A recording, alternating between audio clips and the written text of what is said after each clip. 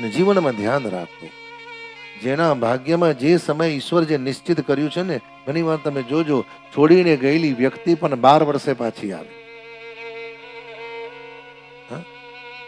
અમારો ત્યાંનો રસોઈયો છોડીને ગયો તો 14 વર્ષે પાછો. હવે એમ કે હવે વનવાસ નથી જોઈતો એમ.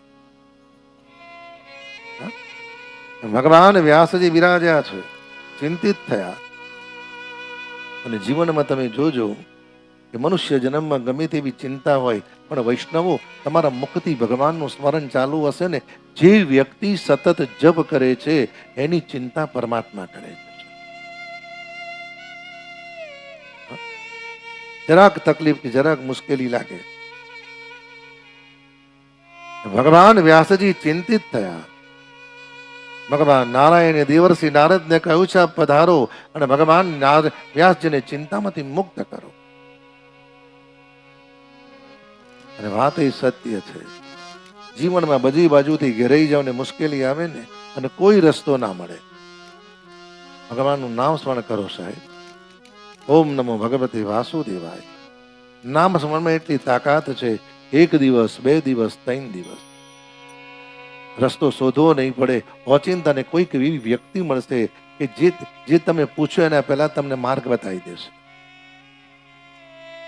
નારદજી આવ્યા, ભગવાન વ્યાસજીએ વંદન કર્યા, બિરાજમાન કર્યા, કુશળતા પૂછી.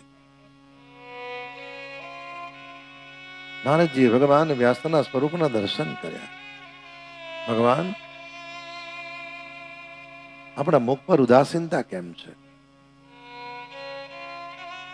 તમે જોજો, જીવનમાં ઘણી વ્યક્તિ અંદરથી ઉદાસ હોય પણ બહાર ખબર ના પડે.